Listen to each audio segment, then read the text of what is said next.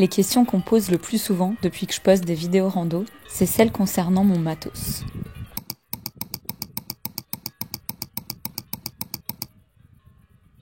Dans cette vidéo, je vais donc vous présenter l'intégralité de mon équipement de randonnée, en vous donnant pour chaque produit la référence exacte, le poids, le prix, bref, vous saurez tout.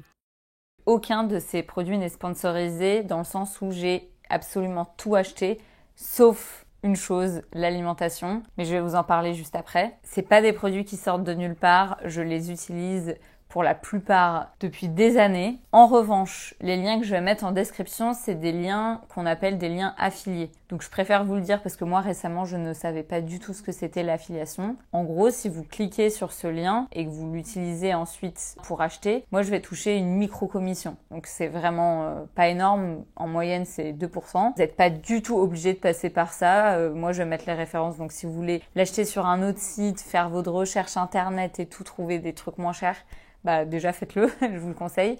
Mais si jamais vous le faites, bah sachez que ça me soutient. Voilà, c'était pour être honnête avec vous. Allez, assez parlé, on peut commencer. Bon, commençons par la base d'ailleurs. Le sac à dos, forcément. C'est un Lowe Alpine. Je ne sais pas si la marque est spécialement connue. Moi, je l'ai acheté il y a de ça 6 ans.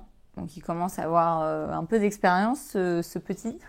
On est presque potes, il m'a tellement accompagnée. Donc je l'ai acheté au Vieux Campeur, je l'ai acheté en physique.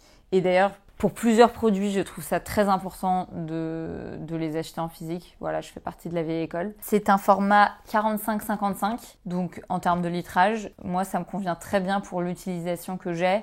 Et je trouve ça très bien qu'il y ait ces 10 litres qui sont extensibles. Alors les plus sur ce sac, il y en a beaucoup. Le premier étant le fait qu'il y ait de nombreux rangements, donc les classiques, mais les rangements pour moi qui sont indispensables au niveau de la ceinture. Sur les côtés, il y a les poches visibles, mais les poches aussi qui se ferment. Le compartiment du bas, le milieu, le haut. Le numéro 2, et ça, il n'y a vraiment pas ça sur tous les sacs. C'est pour ça que je l'ai choisi, parce que initialement, je l'ai choisi pour un voyage en Asie. Hop, donc c'est la ventilation. Donc comme vous pouvez le constater, en gros il y a un espace ici entre là où le dos se plaque et le dos du sac, ce qui fait que du coup la transpiration s'évacue mieux. Troisième plus, non négligeable pour un sac, voire rédhibitoire si c'est pas le cas, c'est le confort. Moi j'ai jamais eu de problème de dos en le portant. La mousse, le fait qu'il soit ajustable et donc aussi à ma taille, a fait que j'ai toujours trouvé que ce sac était vraiment confortable. Et dernier point, non des moindres, et du coup je peux en témoigner parce que ça fait un moment que je l'ai, c'est la durabilité. Clairement, je l'ai poncé ce sac, quoi. Oh, la vache, je l'amène partout avec moi, donc je prends plus de valise en fait, je fais tout par sac. Et les moins, parce qu'il doit bien en avoir, c'est le poids. C'est le poids tout simplement parce que à l'époque, je pense qu'il était léger, mais maintenant, il y a eu quand même des progrès techniques. Donc par rapport au sac qu'on trouve sur le marché, aujourd'hui, je pense qu'effectivement, c'est pas le plus léger. Et dernier petit point négatif, le seul truc qui a pris un peu cher, c'est la poche du devant. Qui s'est assez rapidement troué, et un peu déchiré. Mais bon, ça, j'ai envie de dire, c'est quand même lié à l'utilisation, quoi. Ceci étant dit, c'est un modèle tellement ancien qu'ils le font plus maintenant. Et sur les modèles les plus récents que j'ai pu trouver, qui se rapprochent le plus de celui-là, toujours dans la même marque, bien évidemment, cette poche du devant n'existe plus telle quelle. C'est plus un filet, mais c'est des élastiques en gros, ce que je trouve très pratique d'ailleurs. Ah non, pardon. Dernier point positif que je vais vous montrer d'ailleurs pour la suite, c'est l'ouverture au niveau du ventre du sac à dos. Ça, pareil, je pense que c'est maintenant quelque chose qui se fait sur tous les sacs, j'espère. Allez, on continue avec un deuxième incontournable, le sac de couchage. Alors, ce sac de couchage, je l'ai depuis 3 ans. Et donc, c'est un sac de couchage garnissage plume, fort classe, vraiment valeur sûre. Pour moi, les plus, c'est clairement le confort. Je suis trop bien dedans. Le pliage, parce que c'est super rapide de le ranger. Et en point négatif, encore une fois, par rapport à ce qui se fait sur le marché, je pense que c'est pas le plus compact et ça doit pas être le plus léger non plus. Mais franchement, ça va, c'est archi raisonnable, je trouve. Troisième incontournable, parce qu'il faut bien dormir quelque part, sauf quand on dort à la belle étoile, j'ai nommé la tente. Donc ça, c'est un de mes achats les plus récents, parce qu'elle date d'il y a 1 an. Sardines et les arceaux. Alors cette tente, déjà, c'est ma première tente dite personnelle. Avant, quand j'allais en rando, souvent, soit on me prêtait une tente, soit j'y allais avec ma sœur qui en avait une, soit j'y allais avec mes parents qui en avaient. Enfin bon, bref, c'est ma première tente à moi. Et surtout, c'est, je pense, mon premier équipement dit ultra light. Donc, qui dit ultra light dit assez cher, faut le dire. Mais, je suis ravie de cet achat. Donc, c'est une tente 2 places de la marque Big Agnès. Et donc, après plus d'1 an d'utilisation et déjà 4 voire 5 randos à son actif, le poids, clairement, c'est assez ouf. Bon, là, je peux pas vous montrer, mais c'est vraiment archi léger. 1,4 kg, il me semble. Autre point non négligeable, c'est la facilité du montage et du pliage. Troisièmement, elle est quand même aussi, je trouve, assez compacte. Bon, là, j'avoue, je l'ai pas archi bien pliée. Oups. Aussi, chose que vous pouvez pas voir ici, mais il y a une double ouverture, ce que je trouve quand même pratique, surtout quand on dort à 2. Chacun choisit son côté. Enfin, dernier point qui fait que j'aime beaucoup cette tente, c'est qu'elle a de nombreux rangements à l'intérieur. Des poches, vraiment un peu partout. Honnêtement, je trouve ça très pratique. Et on termine par ses inconvénients, car il y en a quand même 2. Et je peux pas supprimer ça, c'est quand même le prix. Bon, moi j'ai eu de la chance, c'était en grande partie un cadeau, voilà. Donc je remercie encore ma famille pour ça. Mais ouais, c'est vraiment pas donné, faut se le dire. Et deuxième inconvénient que j'avoue je ne savais pas à l'achat, et j'aurais bien aimé qu'on me le dise quand même, c'est que comme on est sur de l'ultra léger, on est du coup sur des matériaux assez fragiles. Et donc le sol de la tente, j'ai l'impression qu'il l'est assez. Alors, j'ai pas eu de trou ni rien, mais je sais pas, ça me donne la sensation que ça peut se trouer facilement. Et donc, pour éviter tout simplement que ça se dégrade trop rapidement, il faut idéalement compléter avec un tapis de sol qui est prévu à cet effet. Donc, il faut le prendre en considération quand on achète comme ça de l'ultra léger. On enchaîne avec le matelas de la marque Thermarest. Point numéro 1, je l'ai depuis 3 ans et c'est con mais il s'est pas trouvé. Donc durabilité validée. Point numéro 2, et finalement c'est surtout ça qu'on demande à un matelas, c'est le confort. Franchement sur n'importe quel revêtement, je dors super bien. Et enfin, un peu comme le sac de couchage, je pense qu'aujourd'hui il y a des choses qui se font un peu mieux, mais je trouve qu'il est assez compact. Après je vais être honnête, bien que j'adore ce matelas, il y a quand même un moins. Le moins, c'est le pliage. Non mais franchement, alors c'est peut-être moi qui suis pas douée, mais vraiment je trouve ça chiant à plier. Voilà, ça c'est le petit point négatif, mais qui est là, donc faut le préciser. Ensuite, sujet qui peut être clivant, mais passons aux chaussures. Alors mes amis, il s'agit de chaussures de trail, dites chaussures basses, donc pas les chaussures classiques. Alors là, Jean-Michel randonneur doit être en PLS. D'ailleurs, dans Jean-Michel randonneur, j'inclus mon père. Bon, les amis, me revoilà. Le cadre a pas trop changé. Moi, oui. Tout simplement parce que j'ai eu un énorme bug technique. Je me suis dit que j'allais reprendre là où je m'étais arrêtée. Donc les chaussures, moi j'étais habituée petite à avoir des chaussures montantes uniquement. Et très récemment, j'ai décidé de passer sur le format chaussures basses. Donc je sais qu'il y a vraiment 2 écoles qui sont rarement d'accord. Moi, je pars du principe qu'il faut tester ce qui nous correspond le mieux. En fait, moi, pour les chaussures hautes, j'avais un gros problème. C'est que je trouvais ça très très peu confortable. J'ai décidé sur une rando courte de tester ce format trail. Parce que oui, bien évidemment, même si on passe sur des chaussures basses, faut rester sur des chaussures de randonnée, à minima des chaussures de trail. Donc des chaussures avec des crampons qui permettent de l'adhérence. Et donc après ce test, je me suis dit ok, je ne vais plus jamais être en chaussures montantes de randonnée. Petit astérix, sauf si bien évidemment je vais faire des randonnées sur des terrains qui nécessitent des chaussures plus techniques, des chaussures qui protègent davantage le pied. Je vais vous donner du coup les références des chaussures de trail que moi j'ai utilisées sur mes expéditions. Si ça vous correspond, tant mieux. Sinon, vraiment, faites-vous votre propre idée. La chaussure, c'est très personnel et bien évidemment, je vous conseille vivement d'aller l'essayer en magasin en vrai parce que en ligne, on peut difficilement se faire une idée. Et on enchaîne avec le sac à viande ou le sac en soie. Je sais jamais vraiment comment on dit. Moi, j'ai appris à dire sac à viande. Ce sac, c'est tout simplement un sorte de drap dans lequel on va se mettre en plus du sac de couchage. Ça permet deux choses. Ça permet déjà de pas transpirer à même le sac de couchage. Ça se lave facilement. VS, un sac de couchage plus compliqué. Et aussi, ça permet de gagner, il me semble, 2 degrés en plus. Je vais vérifier. Ok, après vérification, je sais qu'on peut gagner jusqu'à 5 degrés. Imaginons que vous avez un sac de couchage comme moi, confort 0 degré. Eh bien, si je mets ça en plus, je suis en confort jusqu'à moins 5 degrés. On continue avec un autre accessoire pour avoir des nuits plus confortables.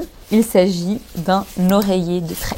Donc j'avoue, l'oreiller, c'est plutôt récent, dans le sens où je pense que je l'ai depuis 3 ans. Avant, en fait, c'était la bonne vieille méthode qui, en soi, marche très bien, d'empilage de vêtements, d'utilisation, par exemple, d'une doudoune ou d'un pull. Maintenant, je suis passée à l'oreiller de trek qui, comme vous pouvez le voir, prend quand même pas beaucoup de place.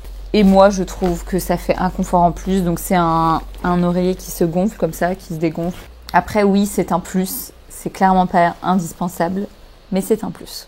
Et donc ça, encore une fois, c'est un produit Decat. Pour le coup, je crois que c'est vraiment pas très onéreux comme achat. Et ma foi, il m'a pas encore déçu. On enchaîne avec un indispensable, la trousse de secours. Alors la trousse de secours, j'ai pu le dire dans des vidéos précédentes. Pour moi, c'est un indispensable tout simplement parce que ça fait partie des précautions de sécurité que tout le monde devrait prendre en partant en randonnée.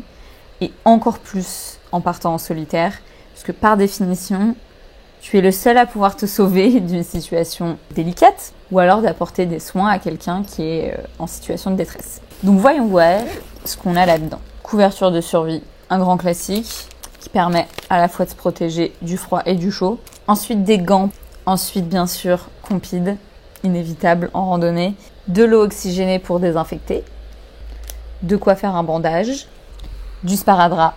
Bon, je vais pas tout sortir, mais il y a des pansements, une ficelle, des tampons parce que voilà, une pince à épiler, du Doliprane, un chouchou, des compresses, des pansements un peu plus grands, un briquet. Et il n'y a pas ici, parce que j'en ai plus, mais normalement il y a des pastilles purifiantes également pour rendre l'eau potable. Ce type de trousse de secours, vous avez un kit comme ça que vous pouvez acheter, il me semble, à Decathlon, mais aussi au Vieux Campeur. En tout cas, je vous mettrai des références. Généralement, là-dedans, il y a un peu tout le classique du classique que je vous ai donné, et peut-être des choses en plus. Mais voilà, sachez que vous pouvez en acheter des kits déjà tout prêts. Ensuite, dans le thème sécurité, j'ai un sifflet qui fait également boussole et qui fait également thermomètre. Ensuite, classique, mais un couteau. Alors jusque-là, je l'ai clairement plus utilisé. Il n'est pas immense, hein, mais pour couper du fromage qu'autre chose. J'avoue que quand je me sens en insécurité, et ça a dû m'arriver peut-être 2 fois dans ma vie de randonneuse, je m'assure de l'avoir proche de moi et prêt à dégainer. Alors j'avoue que c'est pas du tout fun là comme thème d'un coup, mais c'est le seul truc que j'ai un peu pour me protéger si je croise la route de quelqu'un de très mal intentionné. Pas sûr que je sache l'utiliser en cas de réel danger. En tout cas, c'est un peu mon truc que je peux dégainer si on décide de m'emmerder très sérieusement. Ensuite, autre truc pour se protéger, mais pas de gens cette fois, les lunettes de soleil.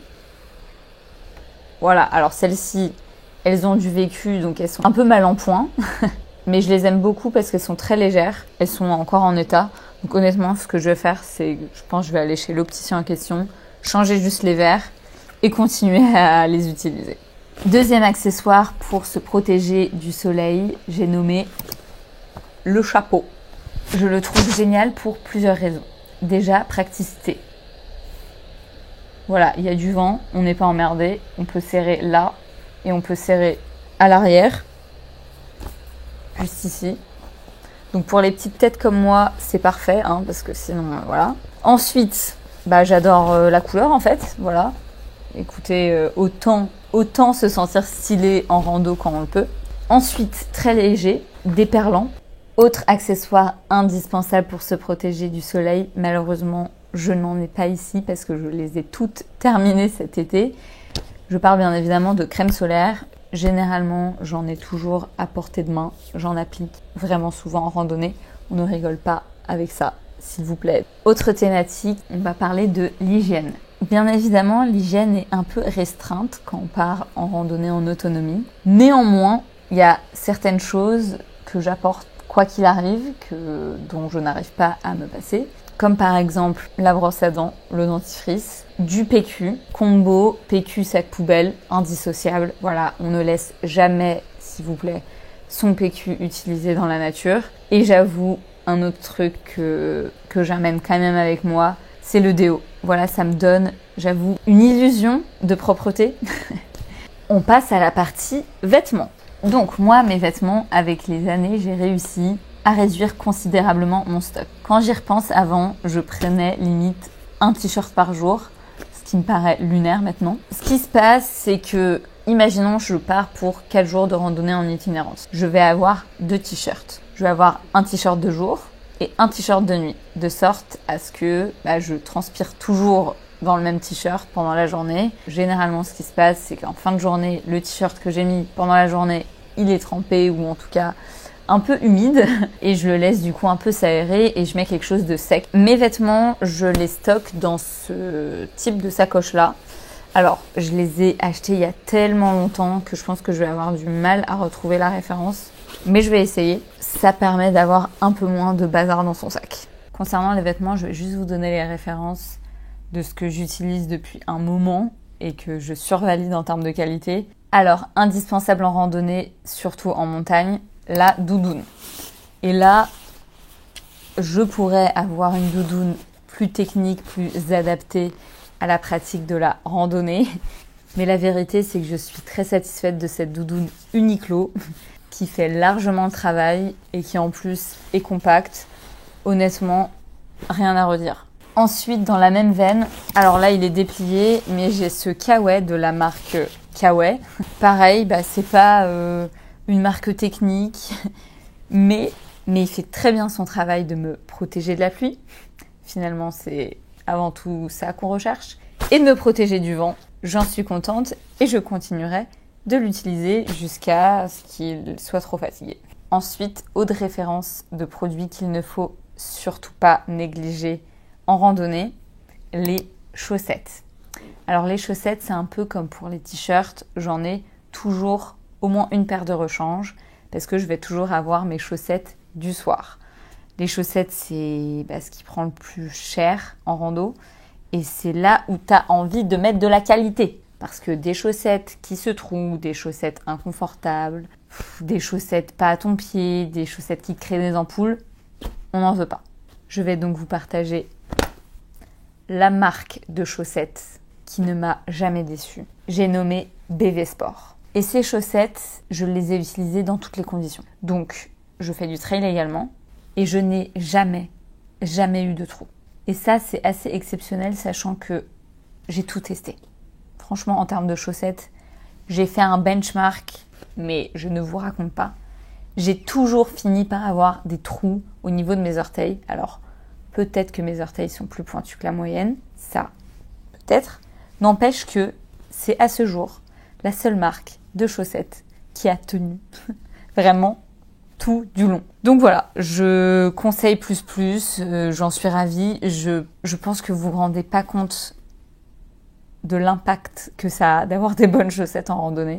Vraiment, pour moi, game changer, j'adore, je valide tout ce que vous voulez, BV Sport. Ma vie, merci d'être là. Parlons rapidement de tout ce qui est électronique. Alors, je peux pas vous le montrer, mais dans mon sac à dos, ou plutôt au niveau de ma main, j'ai toujours l'appareil photo qui est en train de filmer. Cet appareil photo, comme son nom l'indique, me permet de faire des photos, mais c'est aussi également avec lui que je filme. C'est mon fidèle compagnon depuis plusieurs années maintenant. J'en suis très satisfaite. Après, ce qui est vrai, c'est que c'est pas le format le plus compact. Ensuite, pour recharger mon téléphone, j'ai cette batterie externe. Donc c'est un mini panneau solaire. Pour être honnête, je l'ai pas testé en recharge complète par le soleil. Ça a toujours permis de maintenir le niveau de batterie qu'il y avait, mais j'ai pas remarqué si ça rechargeait intégralement. Ensuite, 2 autres accessoires pour la partie électronique. C'est la liseuse. Avant, je prenais des livres papier et ça reste possible. Mais bon, soyons quand même honnêtes. Quand on n'a pas envie de se trimballer un énorme bouquin qui rajoute je ne sais combien de grammes, voire de kilos quand on en prend plusieurs, à notre sac, ça sauve une vie, ça sauve des soirées. Non, en vrai, c'est quand même archi pratique. Ça fait que 1 an, 2 ans que j'utilise des liseuses. Bah ouais, avant, franchement, c'était à l'ancienne. Hein. Je prenais un livre et puis quand je le terminais, ou je commençais à le relire à nouveau, ou je m'occupais autrement, je méditais, je ne sais pas. Mais en tout cas, ça, c'est un très très bon compagnon. C'est ton meilleur pote quand tu es en rando en solo, faut se le dire. Ensuite, autre compagnon quand on est en solo, parce que aucun intérêt d'avoir ça quand on est en rando en groupe, c'est les écouteurs. Parce que quand les journées sont longues, eh bien on a envie parfois d'écouter une petite musique sympathique. D'ailleurs, je me suis fait une playlist Spotify. Si vous voulez, je vous le partagerai. Si ça vous intéresse, dites-moi en commentaire. Et aussi pour écouter des podcasts. Et enfin, dernière partie, j'ai nommé l'alimentation. Donc on va commencer par le basique du basique, les flasques pour l'eau. Donc j'ai une flasque comme ça, un demi-litre, et j'ai également une poche à eau d'1 litre, il me semble. Ça, généralement, ça me suffit, mais si je suis sur une randonnée où je sais que je vais avoir un accès à l'eau limité, je vais prendre une flasque en plus. Et puis voilà, ça c'est des produits que j'utilise en trail aussi, donc j'ai pas grand chose à vous dire là-dessus, si ce n'est qu'ils viennent de chez Decat et que c'est validé. Moi j'aime bien le côté, je sais qu'il y a pas mal de personnes qui n'aiment pas forcément utiliser la poche à eau parce qu'ils voient pas combien d'eau il leur reste, comme la poche est dans le sac. Mais j'avoue que pour moi, en termes de praticité, je trouve ça top parce qu'il suffit de boire là-dedans et que généralement, j'ai pas de problème avec le débit que j'ai dans la consommation de mon eau. Généralement, je fais quand même assez gaffe. Je bois par petites gorgées, donc c'est rare que je me retrouve, ça ne m'est, je pense, jamais arrivé. Je me retrouve dans une situation où ma poche est vide et que j'ai pas fait attention. Donc voilà pour mes contenants à eau. Ensuite, je peux pas vous le montrer, mais ce que j'amène généralement avec moi en randonnée, c'est un gros bout de fromage à pâte dure que je coupe avec le couteau que je vous ai montré juste avant.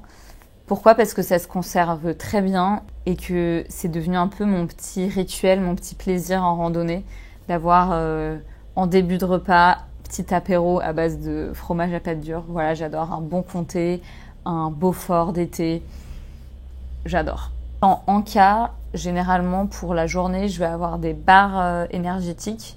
Je vais vous donner toutes les références des barres que j'ai testées et que je valide. Et aussi des mélanges de noix, donc amandes, noix de cajou, noisettes, tout ce que vous voulez, cacahuètes. C'est bien parce que c'est très calorique, donc ça donne beaucoup d'énergie, ce qui est important en randonnée étant donné qu'on est tout le temps en mouvement. Ce que je vais prendre aussi, c'est des fruits secs, parce que ça se digère bien. Et pareil, c'est un bon petit shoot de glucides, on a besoin de sucre, donc ça aussi, je recommande. Et enfin, pour les repas, généralement, le premier repas du premier jour, ça va toujours être un sandwich que j'ai acheté à la boulangerie, que j'ai eu sur ma route avant de partir. Et ensuite, je prends des plats lyophilisés. Pourquoi des plats lyophilisés ? Parce que c'est ce qu'il y a de plus léger, ce qu'il y a de plus pratique aussi. Et c'est aussi ce qui est généralement suffisamment riche en calories. Alors c'est vrai que c'est pas la solution la moins chère, mais on peut s'en sortir pour pas trop cher quand on en achète par pack. Et plus particulièrement, je les achète sur le site Lyophilisé & Co. Ce qui est cool, c'est qu'ils ont un choix quand même qui est assez conséquent. Là, c'est un risotto aux champignons. Moi, j'en ai testé beaucoup de ces plats lyophilisés. Ils m'ont jamais déçu. C'est franchement bon. C'est même étonnant qu'un truc sec comme ça puisse être bon à ce point. Ça, je vous en ai pas parlé. Mon réchaud, tout récemment acheté. Donc, je vais pas pouvoir vous faire un feedback sur la durabilité, etc. Je peux juste vous dire qu'il n'est pas trop cher et qu'il est franchement compact. C'est un réchaud de la marque Primus et je l'ai juste testé une seule fois. Donc, comme vous pouvez voir, c'est vraiment minus, quoi. Vous le dépliez comme ça et vous fixez ici la bonbonne de gaz. Vous avez juste besoin du fameux briquet que j'ai dans ma trousse de secours pour allumer et faire votre petite popote. Et enfin, parce que je me suis rendu compte que j'avais oublié de vous parler de ça, il y a une chose, mais vraiment une chose que je ne peux pas oublier. Mais vraiment, si je l'oublie, je suis triste. C'est les chaussures du soir. Alors pourquoi ? Parce que la seule chose que tu as envie de faire quand tu as terminé ta journée et quand tu t'assois, t'enlèves ton sac, c'est d'enlever tes chaussures, mettre des chaussettes propres, donc les fameuses chaussettes du soir, et les glisser dans les claquettes du soir. Donc moi j'ai des sortes de... D'ailleurs j'ai dit claquettes, mais là c'est des sortes de sandales. Je les utilise parce qu'elles sont ultra légères. Et vraiment, je peux vous dire qu'il n'y a pas... Enfin, c'est un bonheur inégalé. Bon, il y a aussi le fait de manger qui est très cool en fin de journée, mais ça c'est vraiment mon énorme kiff. J'ai l'impression que ça permet de ressusciter mes pieds. Vraiment sans rigoler. Ça, je l'aurai toujours avec moi, je m'en fous. Je m'en fous si vous me dites que ça ne me sert à rien. Je continuerai à l'avoir avec moi. C'est trop important. Voilà les amis. Je crois qu'on a fait le tour.